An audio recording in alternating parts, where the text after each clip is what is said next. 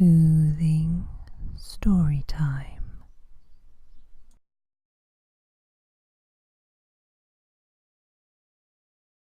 Aesop's Tales, Part 6. The Crow and the Pitcher.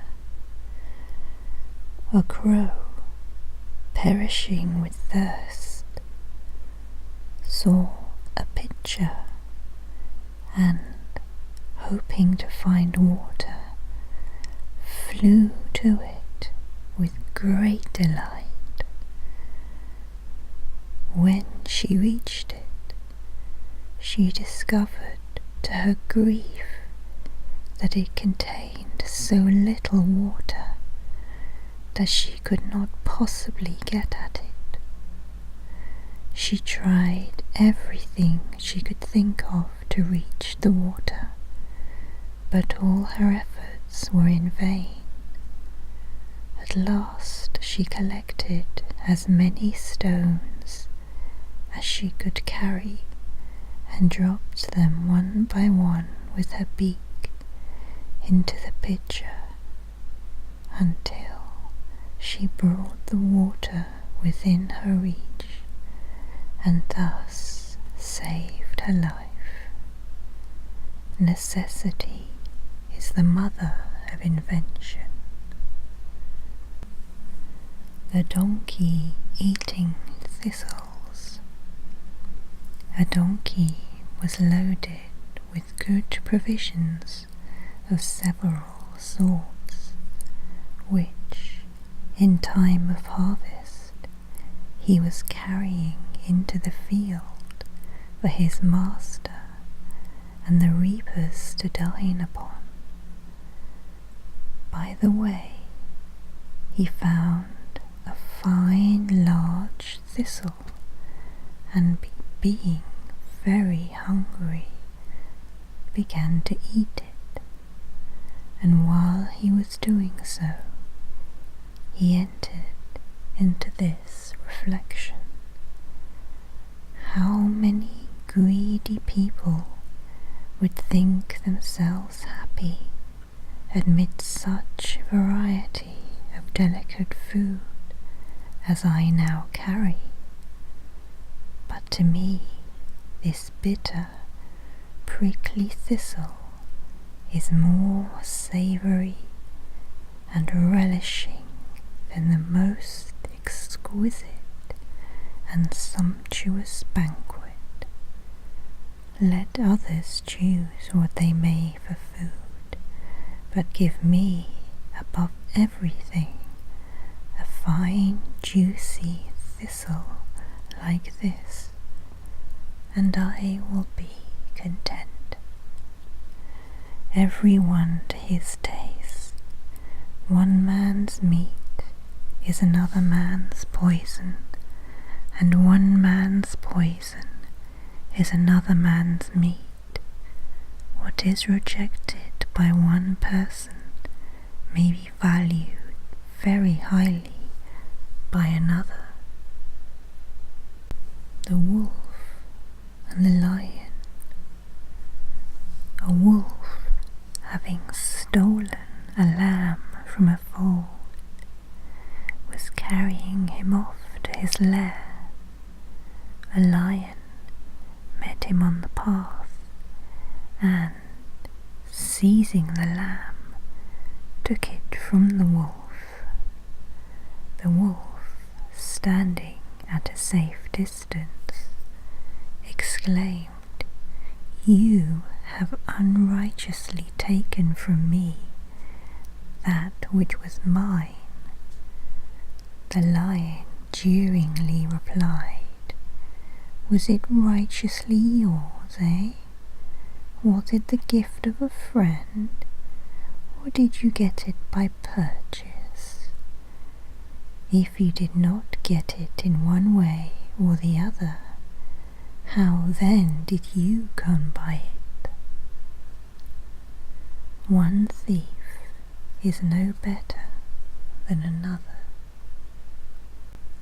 The King's Son and the Painted Lion. A king who had only one son, fond of martial arts, had a dream in which he was warned that his son would be killed by a lion. Afraid lest the dream should prove true, he built for his son a pleasant palace and adorned its walls for his amusement with all kinds of animals of the size of life, among which was the picture of a lion. When the young prince saw this, his grief at thus being confined burst out afresh, and standing near the lion, he thus spoke: "O you most detestable of animals, through a lying dream of my father's, which he saw in his sleep, I am shut up on your account in this palace. What shall I now do to you?" With these words he stretched out his hands toward a thorn tree, meaning to cut a stick from its branches that he might beat the picture of the lion, when one of its sharp prickles pierced his finger and caused great pain and inflammation, and the young prince fell down in a fainting fit. A violent fever set in, from which he died not many days after. We had better bear our troubles bravely than try to escape them. The trees and the axe. A man came into a forest and made a petition to the trees to provide him a handle for his axe. The trees consented to his request and gave him a young ash tree. No sooner had the man fitted from it a new handle to his axe than he began to use it, and quickly felled with his strokes the noblest giants of the forest. An old oak, lamenting, when too late, the destruction of his companions, said to a neighbouring cedar, "The first step has lost us all. If we had not given up the rights of the ash, we might yet have retained our own privileges and have stood for ages. In yielding the rights of others, we may endanger our own." The seaside travellers. Some travellers, journeying along the seashore, climbed to the summit of a tall cliff, and from thence, overlooking the sea, saw in the distance what they thought was a large ship, and they waited in the hope of seeing it enter the harbour. But as the object on which they looked was driven by the wind nearer to the shore, they found that it could, at the most, be a small boat, and not a ship. When, however, it reached the beach, they discovered that it was only a large bundle of sticks, and one of them said to his companions, "We have waited for no purpose, for after all there is nothing to see but sticks.